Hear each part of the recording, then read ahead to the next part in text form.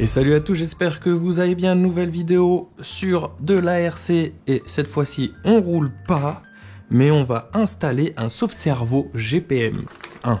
Il y en a déjà un dedans, celui d'origine, mais là on va installer celui de GPM. Pourquoi je le change? Vous allez me dire, en plus c'est du métal, c'est plus solide, tu risques de casser ton cerveau, etc., etc. Oui et non.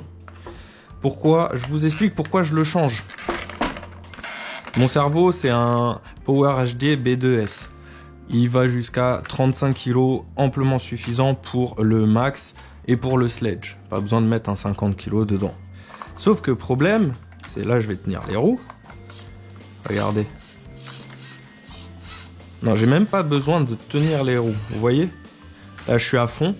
Les roues sont pas à fond. Là, elles sont à fond. Pareil, si je veux aller de l'autre côté. Et là, il n'y a pas de batterie, il n'y a pas la carreau, il n'y a rien. Voilà. Là, je suis à fond, alors qu'en réalité, je devrais être comme ça. C'est juste pour ça que je change mon sauve-cerveau. C'est que celui-là, on ne peut pas le régler. Il y a peut-être des ressorts différents, etc. Mais je ne peux pas le régler. Ce qui fait que dans certains endroits, avec le poids de la batterie, etc., bah, j'ai du mal à avoir une bonne direction. Allez, on unbox tout ça. Bien sûr, comme d'habitude, on va le peser entier avec les vis, etc. On va voir combien c'est en grammes. Déjà, on enlève toute l'air en enlevant les sachets. Parce que si je pèse avec les sachets, on va gagner 10-20 grammes facile avec l'air qui est dedans. Voilà. Franchement, il est beau. Je l'ai pris sur RC Team comme d'habitude.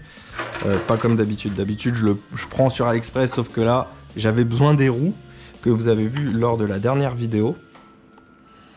Là, pour le sauve-cerveau, on a... Attendez.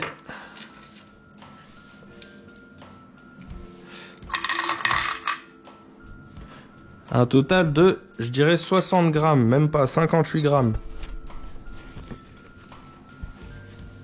Donc 58 grammes, on va rajouter 58 grammes ou pas. On va faire la différence tout à l'heure. Donc 58 grammes là, avec toutes les vis, etc. Moins les pièces plastiques qu'on va retirer. Franchement, il est quali de ouf. Il m'a l'air d'être déjà beaucoup plus dur. C'est une bonne nouvelle. Donc déjà, faut que j'aille un peu plus fort. Mais à voir, parce que là, ouais, il y a quand même du jeu. Heureusement que c'est réglable et ça c'est cool. Alors, pour éviter de trop forcer sur le cerveau et le sauve-cerveau, on va le mettre à la moitié. Voilà, comme ça, si... En fait, le sauve-cerveau, pour ceux qui ne savent pas, mais ceux qui regardent la vidéo le savent, c'est si on a un choc latéral, bah c'est ça qui prend, c'est cette pièce qui prend, qui va faire tourner les roues sans abîmer le sauve-cerveau. Donc moi je vais le régler comme ça, je suis à peu près à la moitié, il sera déjà un peu plus dur. Je démonte, on va démonter tout ça. Et on va voir ce que ça donne.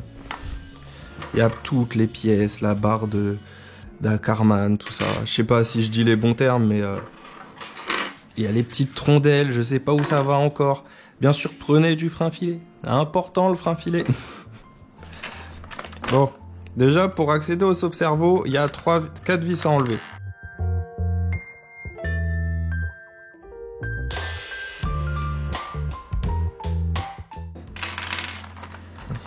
Alors, vous allez voir, le sauve-cerveau de cette machine, je pense que c'est l'un des plus simples à retirer. Une fois que c'est enlevé, il y a cette petite vis à enlever là, 2 vis à enlever ici, et c'est bon. Alors les 2 vis qui sont enlevées là, il faudra retourner le max parce que c'est les vis des barres de direction, des biellettes, excusez-moi. Voilà ma petite clé Allen que faut que je coupe. La tige se coupe pour une seule et bonne raison, je l'explique pas mal dans mes vidéos RC, surtout quand je démonte un engin. Ici, ça s'arrondit le petit bout là. Le petit bout il s'arrondit. Du coup, hop, on coupe ou on vient mettre contre une Dremel. Hop là, bzzzt, hop.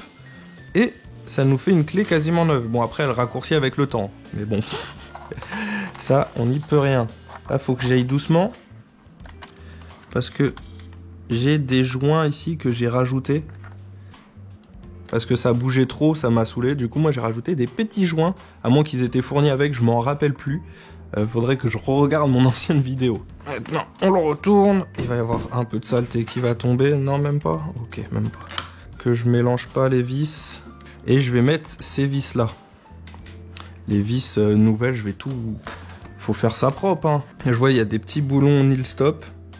Je sais pas du tout où est-ce qu'ils vont être. Est-ce que je dois démonter toute la machine pour ou pas? Je sais pas. Il n'y a pas de manuel. Là, je peux pas vous le dire. Du coup, ça va être grande surprise. Voilà, j'ai plus de direction. Et pour le retirer, ça va être ultra simple. Ah, je pense que les boulons, je sais, ça va être quoi? Voilà. Je vous l'ai dit, hein, c'était super simple. Ah ouais, non, mais là, j'exerce même pas de force, quoi. Et je pense qu'avec le temps, il a commencé à s'user. Le plastique, ouais. Ouais, le plastique, il commence à... Ouais.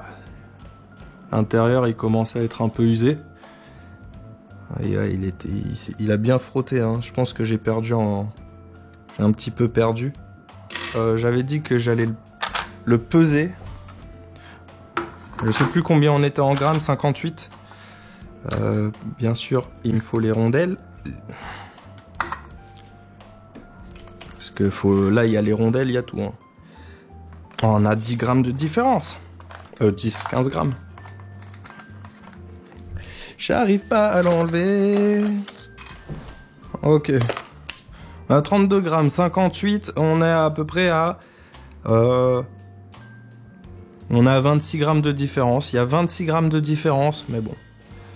C'est quoi 26 grammes pour un sauve-cerveau? Franchement, c'est que dalle. Je l'admets, là, c'est vraiment que dalle. Petit test maintenant de force. Dommage, j'ai pas un truc pour voir la force.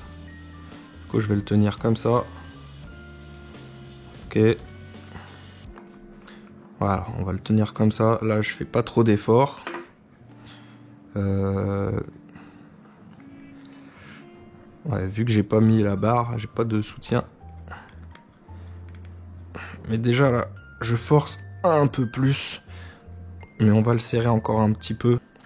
Ça, c'est cool qu'il soit réglable par le dessus. La barre, la Karman, je pense. Comment qu'ils l'ont mis? Donc ça se met dans ce sens. Le 75, le GPM 75 vers le haut. Et il y a un creux d'un côté et pas de l'autre. Ok, donc le creux vers l'extérieur. Vous voyez là? Il y a un petit creux ici. Du coup, il faut que le 70-75 GPM soit vers vous dans ce sens. Voilà. Il faut que ça soit mis dans ce sens. Et bah, je vais aller chercher un peu de graisse. Et là, je sais ce que vous êtes en train de vous dire. Vas-y, tu vas mettre de la graisse et tout, c'est pas bien. Ça va mettre des petits cailloux. C'est pas grave. Parce que la graisse, je vais pas vraiment en mettre beaucoup. En plus, elle est un peu liquide, c'est parfait. Tu veux bien tenir? Je vais en mettre légèrement. Voilà. Histoire que les pièces en contact, en fait, ne se rayent pas trop. En fait, là, c'est comme si je mettais de l'huile. Vraiment très peu, hein. Je mets pas la graisse en soi.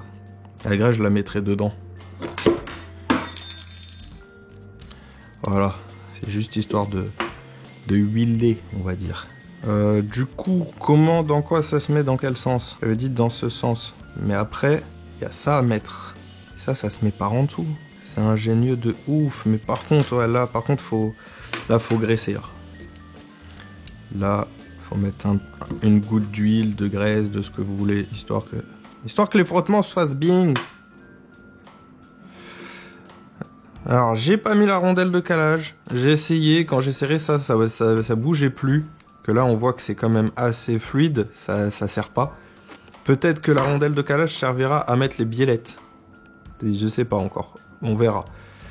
Il y a encore des petits boulons à mettre ici.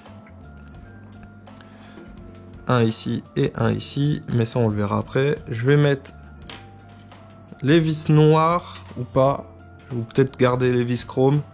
Je pense que je vais garder les vis chrome, les vis noires je vais les garder plus tard. Je vais garder, ouais, toutes les vis noires je vais les garder, je vais laisser mes vis chrome. Et bah, il n'y a plus qu'à réinstaller.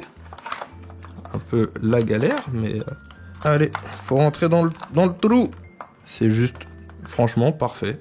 Nickel, rien à dire. Peut-être que pour la biellette, les biellettes, il n'y aura peut-être pas forcément besoin, comment dire, de frein filet.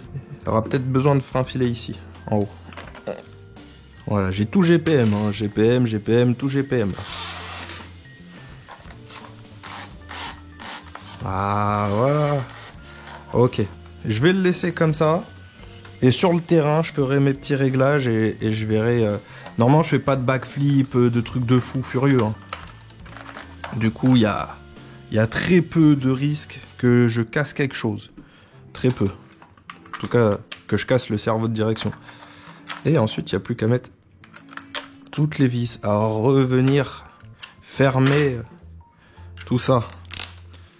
Bien sûr, n'allez pas la perceuse visseuse comme je suis en train de le faire. Voilà. Ce que je veux dire, vous pouvez, mais il y en a qui contrôlent pas leur force. Pour eux, tant que ça tourne, voilà, tant que ça tourne, c'est que faut y aller. Sauf que c'est comme ça que vous abîmez les pas de vis. Et que après, bah, faut tout changer. Ou vous tournez dans le vide. Donc le mieux, c'est, une fois que ça c'est fait, vous venez avec votre clé Allen. Voilà, faire un quart de tour. Sans trop forcer. Là, voilà, là, je pouvais en faire plusieurs tours. Et là aussi, je pouvais faire... Ah ouais, je peux en faire même plusieurs. Voilà, là, c'est bon. Là aussi, mais je vais pas trop forcer dans le plastique. Ça, faudra que j'en prenne un en alu. Ou pas, je verrai. Et là... Voilà. Là... Ok. Bon, ça couine. Parce que c'est nouveau, faut que le temps que... Et je les ai pas graissés surtout.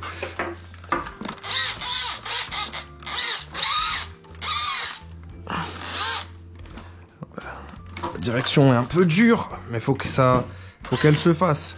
Faut qu'elle se fasse. On se retrouvera sur les essais, on va voir ce que ça donne. On va voir si je tourne mieux. Mais déjà, avec là je mets du poids, hein, et ça tourne.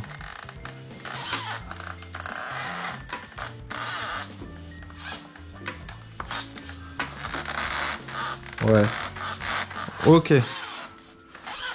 Ok, bah nickel. Moi je vous dis à la prochaine pour la vidéo. Je veux dire pour les tests. On va voir ce que ça donne. Et ça se trouve, il y a même une vidéo qui est déjà sortie, mais où j'en parle pas. On verra. Des bisous. Tchuss.